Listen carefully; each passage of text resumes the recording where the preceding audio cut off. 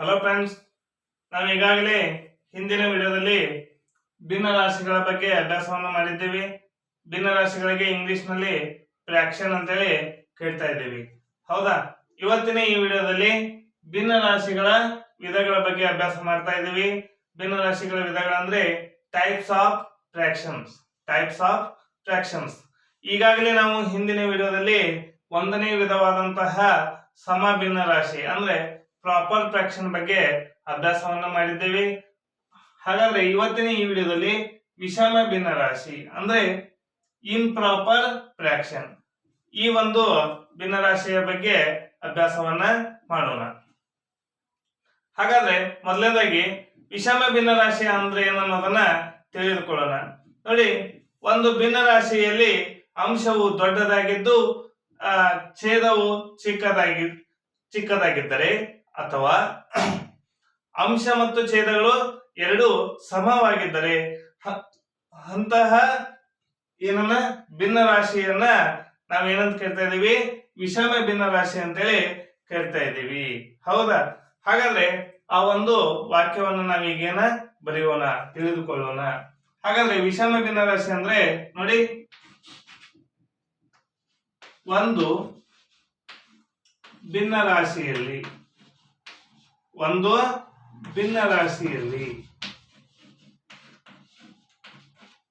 ಅಂಶವು ದೊಡ್ಡದಾಗಿದ್ದು, ಅಂಶ ಅಂದ್ರೆ ನ್ಯೂಮರೇಟರ್,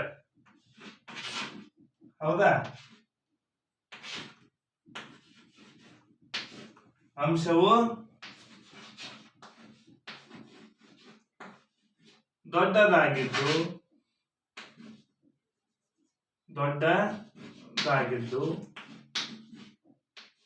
ಹೌದಾ? ಛೇದವು ಏನಾಗಿರ್ಬೇಕು? ಚಿಕ್ಕದಾಗಿರ್ಬೇಕು. ಛೇದವು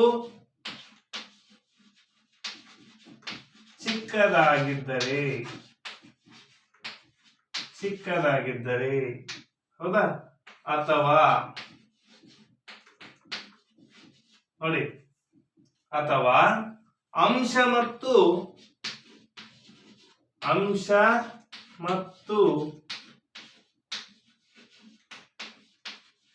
ಛೇದಗಳೆರಡು ಸಮವಾಗಿದ್ದರೆ ಅಥವಾ ಸಮ ಇದ್ದರೆ ಅವುಗಳನ್ನ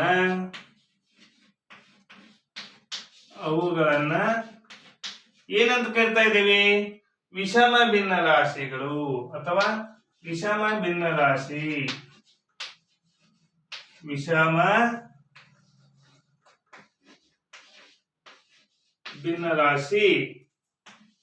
ಎಂದು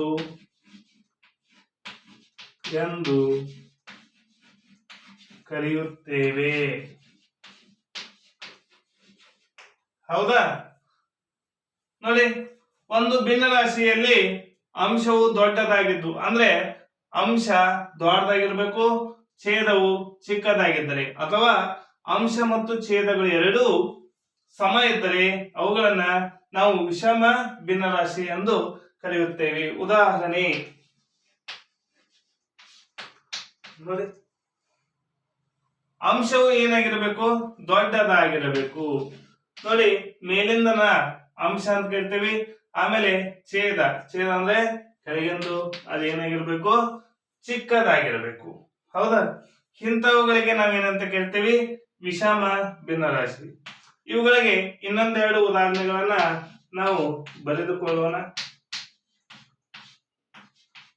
ಹೌದಾ? ಇವು ಏನಾಗಿದ್ದಾವೆ?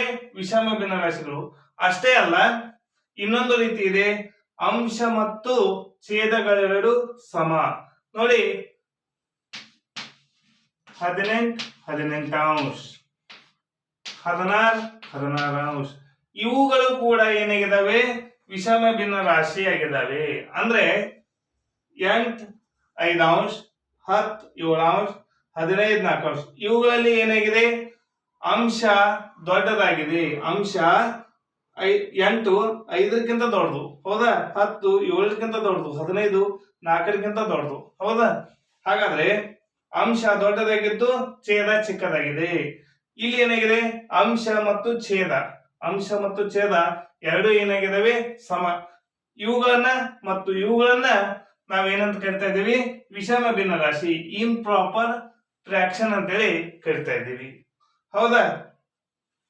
ಹಾಗಾದ್ರೆ ಇಲ್ಲಿ ಈ ಒಂದು ವಿಷಮ ಭಿನ್ನ ರಾಶಿಗಳ ಬೆಲೆ ಏನಾಗಿರ್ತದೆ ಅಂದ್ರೆ ಯಾವಾಗಲೂ 1 ಅಥವಾ 1ಕ್ಕಿಂತ ಹೆಚ್ಚಿಗೆ ಆಗಿರ್ತದೆ. ನೋಡಿ, 18ನ್ನ 18ರಲ್ಲೇ ಕ್ಯಾನ್ಸಲ್ ಮಾಡಿದಾಗ 1 ಬರ್ತಾ ಇದೆ, 16ನ್ನ 16ರಲ್ಲೇ ಕ್ಯಾನ್ಸಲ್ ಮಾಡಿದಾಗ 1 ಬರ್ತಾ ಇದೆ. ಅದೇ ರೀತಿಯಾಗಿ ಈ 8ನ್ನ 5ರಲ್ಲೇ ಭಾಗಿಸಿದಾಗ ನಮಗೆ 5 ಒಂದ್ಲೇ 5, 8ರಲ್ಲೇ 5 ಕಳೆದಾಗ 3 ಉಳಿತು, 30 ಆಯ್ತು.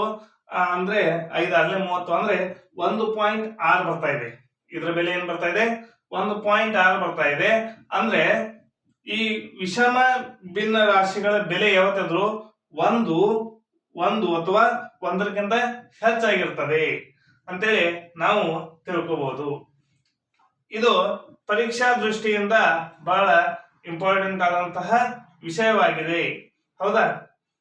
ಆದ್ದರಿಂದ ಈ ಒಂದು ವಿಡಿಯೋನ ಮಾಡಿದ್ದೇವೆ. ಈ ವಿಡಿಯೋ ಏನಾದರೂ ನಿಮ್ಗೆ ಇಷ್ಟ ಆಗಿದ್ರೆ ಲೈಕ್ ಮಾಡಿ, ಶೇರ್ ಮಾಡಿ, ಸಬ್ಸ್ಕ್ರೈಬ್ ಆಗಿರಿ. ಹೀಗೆ ನಮ್ಮೆಲ್ಲ ವಿಡಿಯೋಗಳನ್ನ ನೋಡ್ತಾ ಇರಿ. ಇನ್ನು ಮುಂದೆ ಯಾವುದು ಮಿಶ್ರ ಭಿನ್ನ ರಾಶಿ, ಇನ್ನೊಂದು ವಿಧ ಯಾವುದು ಮಿಶ್ರ ಭಿನ್ನ ರಾಶಿ ಇದೆ. ಅದಕ್ಕೆ ಇಂಗ್ಲಿಷ್ ನಲ್ಲಿ ಮಿಕ್ಸ್ಡ್ ಫ್ರಾಕ್ಷನ್ ಅಂತೇಳಿ ಕರಿತಾ ಇದ್ದೀವಿ. ಆ ವಿಡಿಯೋದ ಆ ಒಂದು ಭಿನ್ನ ರಾಶಿಯ ಮಾಹಿತಿಯನ್ನ ನಾವು ಮುಂದಿನ ಒಂದು ವಿಡಿಯೋದಲ್ಲಿ ತಿಳಿದುಕೊಳ್ಳೋಣ. ಹೌದಾ? Thank you.